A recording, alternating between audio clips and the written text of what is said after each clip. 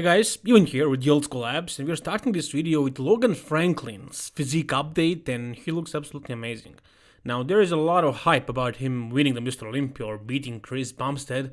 Like, we all know that's not a realistic expectation from him, because he never competed at the Mr. Olympia in classic physique. He did compete in men's physique, and that's a whole different ball game. It's not even close. So there is no posing. There are no bodybuilding poses. That's not bodybuilding. That's more like modeling, something like that. This is bodybuilding. This is pretty much the same thing as bodybuilding, and it's a different thing completely. Now, of course, Logan, he won his pro show, right? And he made significant improvements from the last time he competed, from last year's Tampa Pro, I believe. So he really grew. He grew a lot, and he improved on many levels. So he will be definitely a threat to that top 6. I think so. I don't think he will be in the second or third call out like some people are saying. For example, Ian Valier, Chris Bumstead's brother-in-law. Yeah, I'm sure you guys seen all that drama. If you haven't, you can watch it in my previous video. I covered it totally. They were arguing back and forth in comments, and it got pretty brutal from Ian's side. He pretty much tore Logan down, basically, and it wasn't exactly nice, but it is what it is. Logan was, taking shots at Chris Bumstead, but sure, he has a name, but he never really proved himself. But based on this physique update and many others that he posted, in my opinion, I think he will be in top 6. I think so. I think he deserves to be in top 6, but still, we have to wait and see how he looks on stage compared to the other guys. Gym photos, these kind of videos and everything like that. It's cool. It's great. It can get you an idea pretty much, and it can be pretty accurate. But how accurate can it be? It could be actually completely deceiving. For example, Wesley Vissers. He is the kind of guy that everybody thought is going to become the future Mr. Olympia. Did that happen? No, not even close. I think at the Arnold's he was like 13th or something like that. 14th, yeah, he took 14th place, which is pretty much almost the last place. He almost didn't even place. So you can get the idea of what I'm talking about. For example, here is his most recent physique update. He looks absolutely amazing. He looks like Arnold. Like he has this super broad and big chest. The biceps are insanely big. Take a look at those peaks and the mass in those biceps. And also like the V-taper and the size, the thickness of the lats and everything. Yeah, he actually improved. He improved from the last time we saw him on stage. He grew. I don't know, will he even be able to make the weight? He looks insanely big. I'm sure he can make the weight. I mean, guys are losing like 20 pounds of water overnight or something like that. So I'm sure he'll be able to do that. He is one of those guys who look extremely good in their gym photos, in their bathroom selfies and whatever, but on the stage it's a different story. They can't get conditioned. They have so many holes in their physiques. For example, he has high lats, weak back, small legs, and so on. You can see that he's hiding that in his photos. But just like Logan, Wesley made some improvements, and he's also a pro. He turned pro. He won a pro qualifier, so that's an achievement by itself. And if he keeps improving year after year, I'm sure he will eventually be able to crack the top 10, at least in Mr. Olympia. Alright, next we have a training video of Shawn Rhoden. Now we haven't seen one of these in a while. We haven't really seen many updates from Shawn, and unfortunately he's not going to be competing at the Mr. Olympia. We got that confirmed. He confirmed that for the Jay Cutler TV YouTube channel. He said he's not going to be competing this year. And guys, I feel like we kind of forgot about Shawn Rhoden really quickly. He is a Mr. Olympia winner. Not just any Mr. Olympia winner, but the guy who took Heath down. So that's an insanely big achievement. And he has been around for so many years, and now when he's gone, I think we kind of forgot about him pretty fast. But this guy is one of the best bodybuilders in the world right now. There's also the fact that he gets pretty chubby in the off-season, but when he diets down, when he gets shredded, he looks peeled, right? And there are pretty much no flaws in his physique. Like, there are flaws, but nothing is super bad. Like, he's not lacking a body part. His arms could be better, his back could be thicker, his chest could be fuller, his upper chest, and you can, name a couple of things like that, but he's not lacking like something like legs. He's not missing the entire body part like that, like Brandon Curry is pretty much. So he's a very complete bodybuilder, and I'm really sorry that he's not going to be competing this year. I hope his problems will be resolved next year, and we will see him back on that stage, battling for another Mr. Olympia title. Now this year, it's going to be between Phil and Brandon, and personally, I was certain in the beginning that Phil is going to take it, but now I'm not so sure. But if I was a betting man, I would bet on Phil, and I changed my opinion a couple of times, but I have to do that as I learn new information. So I learned that before the 2018 Mr. Olympia, Phil had some really bad hernia issues. Now, he had those for quite a while, but he kind of delayed having the surgery, and eventually it got to the point where he had to have it. So he went to the clinic, to his surgeon, and he said, fix me up, patch me up the best way you can so I can compete in, I'm not sure, I think it was like 4 months before the Mr. Olympia. And he went to the same surgeon Chris Bumstead went to. And now I learned about this when I heard Ian Wallier talk about it in a podcast. He said it, Phil Heath pretty much came and they patched him up quickly, and it was obvious, on the stage. And that's why he decided to take a year off, have a proper surgery, and let his stomach recover. So he didn't show it yet to us at this point, but I'm sure I'm sure it looks better. I mean, I'm sure he's hiding it away. He doesn't want to show it, but that's the main knock that he had.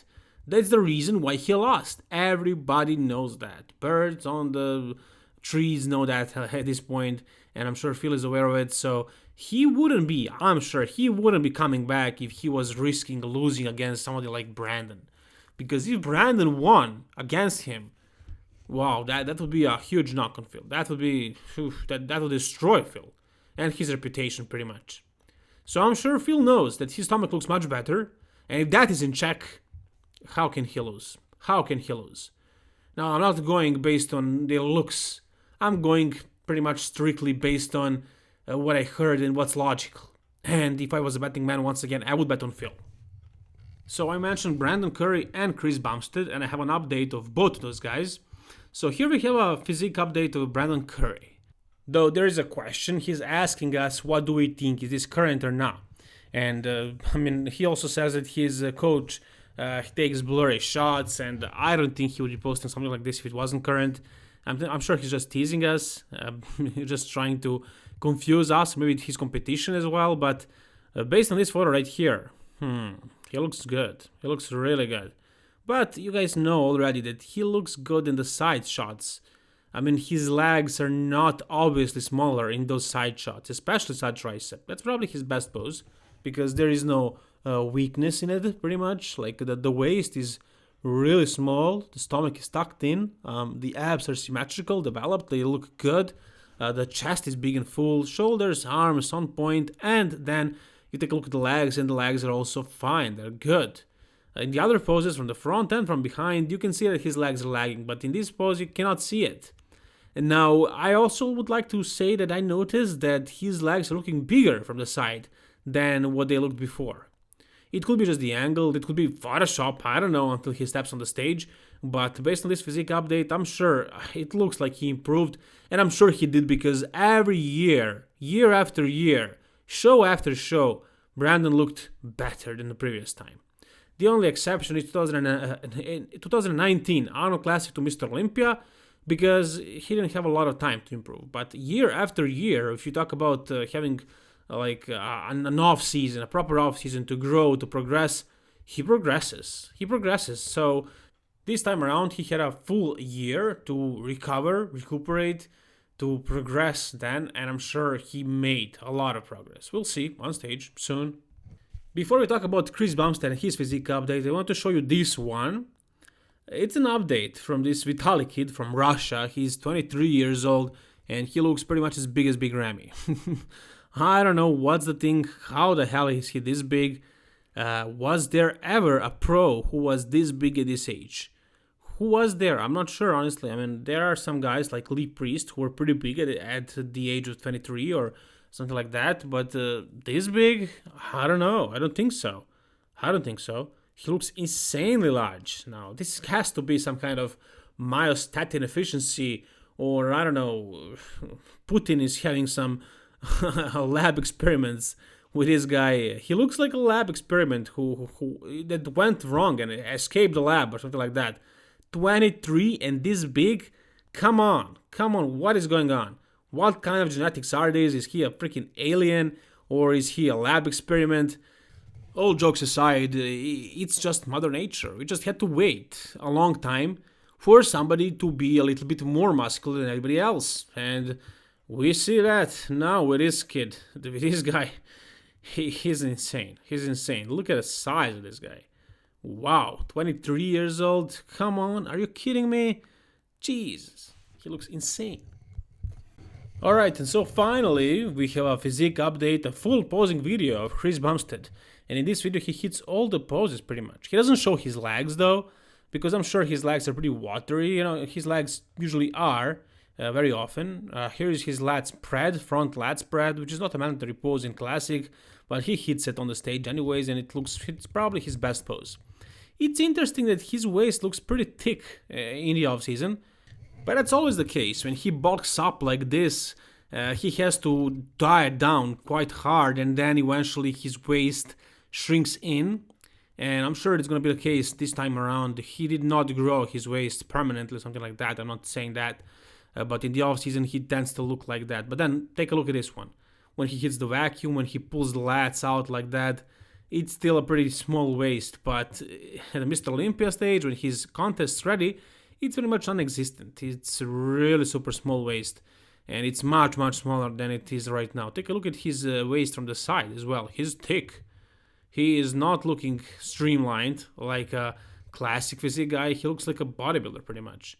I mean, with not the best genetics for bodybuilding, but like a bodybuilder, if you talk about the size. Unfortunately, he doesn't want to show his legs, as he is just hard on himself.